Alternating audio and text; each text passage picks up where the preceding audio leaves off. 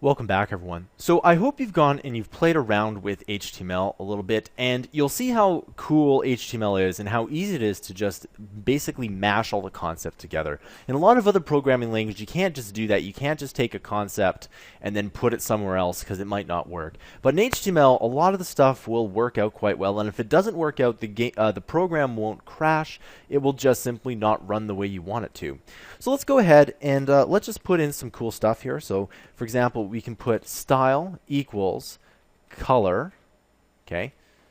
And I'm going to put the quotes there just because color, we'll say red, okay? And you'll see that red is there. And if we want to do, remember the semicolon you need at the end of that, and we can go within the quotes, of course, background color, let's say maroon. All right, there we go. Now that's a horrible color matching scheme, but this is a lot better. Now, obviously you want light and dark. One thing they used to do in a long time ago is they used to use the opposite of the color wheel. So just Google color wheel, and if you put the opposite, so the opposite of orange is blue. So you can see that the orange pops out here, and if we do the reverse here, so for example, blue and orange, like that, just like this here, you can see that the blue pops out as well. So the opposite of the color wheels will quite work, and that actually doesn't look terribly bad. Now you'll notice that the style points here, what they'll do is that if you want to use all the TH style points, we'd have to use CSS, and I will have a whole other 1-hour tutorial series on that. So if you're interested in just the style points, or CSS is actually quite powerful, and there's actually a lot of cool stuff you can do with it. In fact, you can even do 3D effects with CSS. It's something that's really cool here, but you can do pretty much anything you want. So let's go ahead and let's take in this table row here, and we can put style equals, and then let's do font family, okay, and we'll go courier, just like that, and you can see that the entire row becomes courier. All right. And semicolon, let's do color, or let's do background color. Background color, orange. I like orange. It's kind of a neat color here. Now, again, you can actually, in this table here, watch this. If I go, let's do style equals, and let's do font family, and let's do impact. I love this font. Okay, and you can see that the entire font become impact, except for the ones that I specifically said. Now, this is something that's really important here.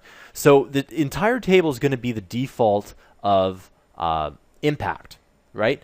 Except when I go to this table row that is the second or the first table row after the table header, I specifically say that this font should be courier. So this style point overrides the default, because the reason is that this tag affects all of this table, but this tag affects this line. And if you add something within that line, it will supersede it. You'll always supersede the specific tag, and that's why there's a lot of tags in there. And you'll also see that, for example, you can have, let's say, a 3-paragraph website with 3 different paragraph tags, because each paragraph might have different formatting to it. That's something you might want to do, but that's how you'd have to do it. If you had one paragraph tag and you just kind of put in whatever you want there, it would be a hard way to format that. So usually you want to have the more tags for this specific reason here.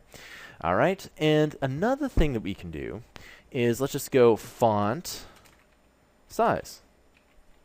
All right, and we'll do 20px. All right, and I haven't shown you this yet, but you can essentially change the size. And again, it supersedes. Let's make it 40.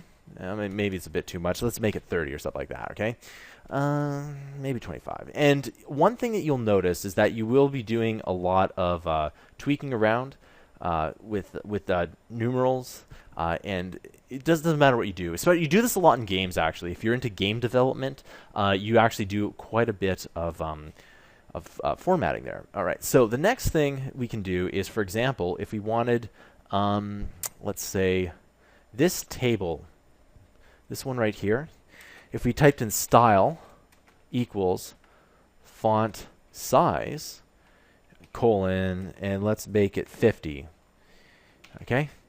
And then in this case here, it doesn't quite work out because the table data is bound to that specific style here, okay? And for the most part, that's how you add in table styles. All right, I'll see you guys in the next tutorial.